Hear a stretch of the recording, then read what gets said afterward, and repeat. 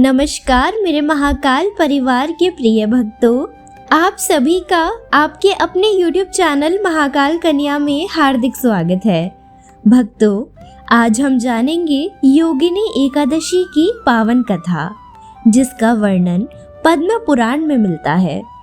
कहा जाता है दोस्तों कि इस व्रत का फल 88,000 ब्राह्मणों को भोजन कराने के समान माना गया है। जो भी श्रद्धा पूर्वक इस व्रत को करता है, उसके अनेक जन्मों के पाप नष्ट हो जाते हैं और उसे भगवान श्री हरि विष्णु की कृपा प्राप्त होती है। आइए अब कथा आरंभ करते हैं।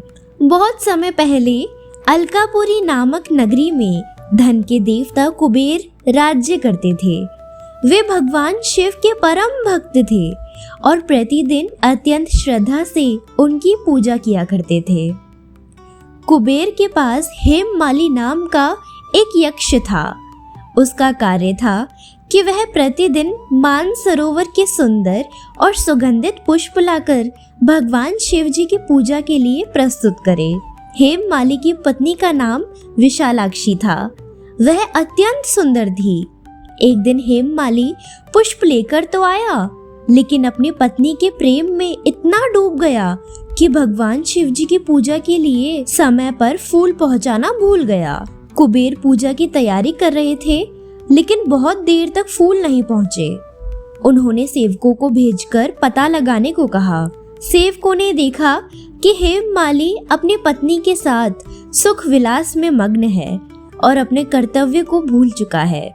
जब यह बात कुबेर को पता चली तो वे अत्यंत क्रोधित हो गए। उन्होंने हेममाली को बुलाकर कहा, तूने अपने स्वामी का आदेश तोड़ा है और भगवान शिव जी की सेवा में भी लापरवाही की है। इसलिए मैं तुझे शाप देता हूँ कि तू अपनी सुंदर देह खो देगा, कुष्ठ रोग से पीड़ित होगा और अपनी पत्नी से दूर होकर पृथ्वी पर भटकता रहेगा। शाप मिलते ही हेममाली का दिव्य स्वरूप समाप्त हो गया। उसका शरीर रोगग्रस्त हो गया और वह पृथ्वी पर अत्यंत दुखी अवस्था में भटकने लगा।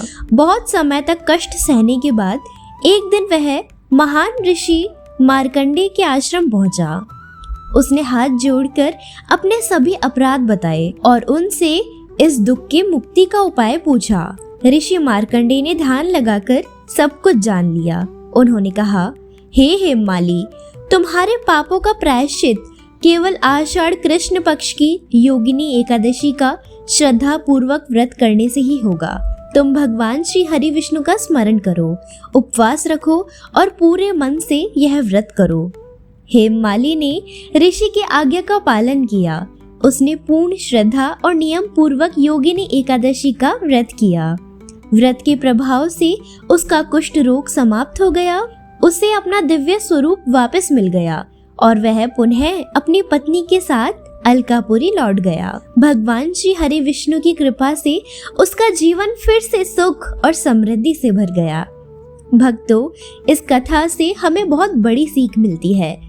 जीवन में चाहे कोई भी कार्य हो, हमें अपने कर्तव्य और भगवान की सेवा को कभी भी नहीं भूलना चाहिए। मोह और आस्तिक मनुष्य को उसके धर्म से दूर कर देते हैं, लेकिन सच्चे मन से किया गया पश्चाताप और भगवान का स्मरण जीवन को बदल सकता है।